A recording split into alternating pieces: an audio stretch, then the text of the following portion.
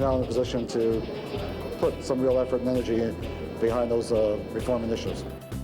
This is what it looked like the last time Canada won a seat in 1998. Canada's top diplomat at the time was Lloyd Axworthy. You can see the then Foreign Affairs Minister hugging former ambassador to the UN, Robert Fowler, after the vote in favor of Canada was announced. It took years of lobbying with more than 70 countries to get that seat. Lloyd Axworthy joins me now live from Winnipeg. Lloyd, what are the chances of Canada getting a seat this time? Carol, I think they're very good. I think there's a lot of people around the world, a lot of country leaders who are going to be already welcoming Canada's commitment. I think the absence of Canada from being at the Security Council table and being more engaged has been very deeply missed. So there will be a lot of interest in this initiative. But it's going to depend on what we do next, how we can actually show by real action that the engagement is something that's serious, long-term, and effective. How do we do that? What is that action? Well, I think beginning this week, the Prime Minister attending the Women's Commission, the Status of Women's Commission, and bringing down a number of the ministers to get involved, make commitment on gender equality is a key to it, but it's also, I think, one of the most important areas is to start rebuilding our ability to provide people in peacekeeping roles. We abandoned that almost 2 decades ago, and it will take some retraining, some different kinds of outlook and cultural views from our senior officers. But I think because of the world has so much conflict in it, there's a real demand for highly skilled people that can officiate over ceasefires and truces and help in the rebuilding. What do you mean when you say it will take some cultural views of senior commanders? It'll take perhaps, you mean a change in cultural views from our senior commanders? Yeah. Well, Carol, one thing that's happened in the last 10 years is that in virtually all our military schools, there has been an elimination of any teaching on peacekeeping.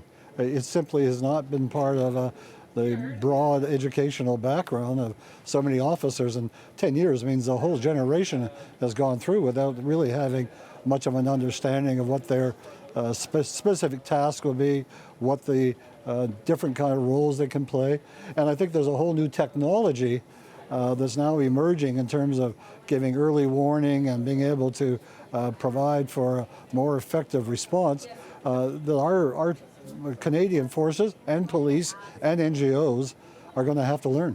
Okay, so do you think that's the biggest part of the puzzle then, to reinforce, to bring our peacekeeping standards back up to a standard that the UN will need and want? Well, if we're going to play a role, we have to do that. I think that's a prerequisite, is to really re-gear our own security ability around the idea that we want to not only anticipate conflicts and try to sort of skate them off before they become serious, but also get engaged. Syria is a very good example right now, Carol, where there is a chance for a peace arrangement, a ceasefire, but who is actually going to police it? Who's going to enforce it? And that's a vital role, which I think Canada is well scripted to play. Why do we want a seat on the UN Security Council anyway? What does it bring to us? Well, it means that we are part of a decision-making around some of the most crucial issues that affect the world and affect Canadians.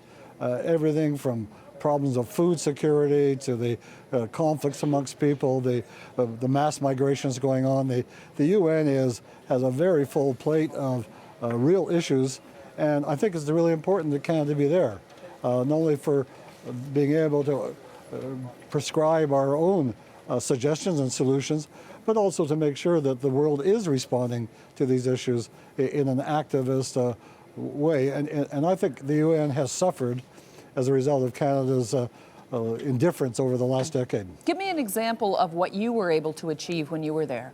Well, I think there was, we had an agenda, and we actually ran a campaign on just like, I guess, a political party saying, here's the things we want to do. And it was centered around the human security idea, which is the UN has to be focused on protection of people. At the time, for example, Carol, UN peacekeepers, even though they were involved in an area of conflict, could not protect the civilians who were there. Srebrenica is the prime example of that, where 10,000 men and boys were taken away to be murdered, and the peacekeepers, UN peacekeepers, stood by. So we really wanted to shift that to a prescription around which there would be a clear mandate to protect people.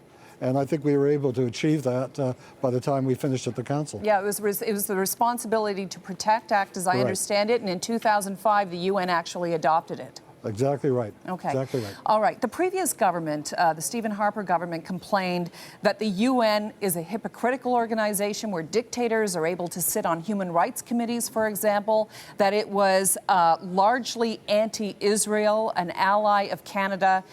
It called, these were the reasons that it was highly critical of the United Nations. Well, to begin with, the United Nations, your membership is not determined by your ideology or whether you're a Democrat or not. It's just a gathering of world countries, and some of them are not very pleasant. Some of them are pretty nasty characters, but better to be there and be held accountable and responsible than to be on the outside. And I think Canada's always, well, not always, I think Mr. Harper had a different view, but you never got anywhere by isolation or shunning people. You had to engage with them and bring to the forefront the kind of transgressions or problems that they were raising. And I think that on the question of Israel, it's always been a difficult one, but Canada in the past was able to provide a balance. Canada has always clearly defended the right of Israel to exist. It's been very close to Israel in terms of its efforts to provide democracy, but on the question of the territories, there was a difference. And I think that it points to a very important sort of result of this announcement by the Prime Minister. Canadians will have to get deeply involved. It won't be simply some statements made by a government official. I think on these key issues, you're going to have discussions in the general population, at the universities and schools, getting our scholars to work on these issues, get some real conversation and debate going. This commitment to the UN is a commitment for all Canadians, not just for the government. Okay. Just one last question. Watching Anna Maria Tremonti's report from back in 1998, when you won the seat, when Canada won the seat the last time you became the president of the Security Council, there was also a joke about it wasn't just these high-minded ideas that got the job done. There was a little, I don't know if you can call it graft, or a little, a little convincing that went on from the various members who are competing as well. Oh, there's no question that it is a very, it is really... Cirque du Soleil tickets come to mind. Cirque du Soleil tickets, it was amazing how much soft power can be applied in these circumstances. All right. Former Minister of Foreign Affairs Lloyd Axworthy, thank you for joining me.